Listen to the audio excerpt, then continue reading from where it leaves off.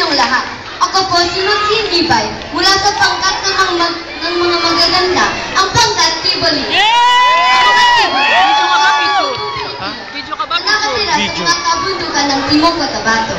Sila ay kilala bilang mga taong may malaking pagkahilig sa paggagaya, pagsusuot ng makukulay na damit, at paglalagay ng kaakit-akit na mga adorno o palamuti sa katawan.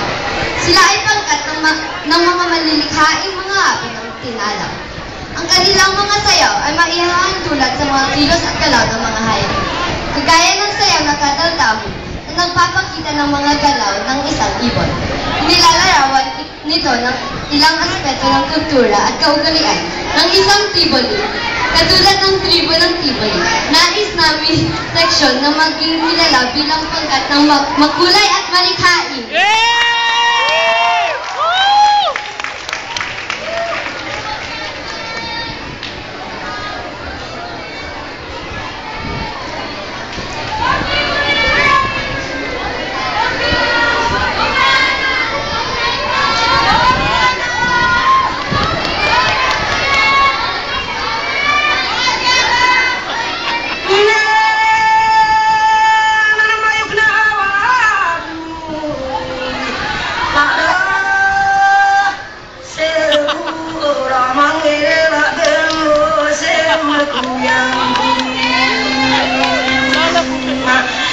Lumayu kama pamerin dan merikan nabungkai.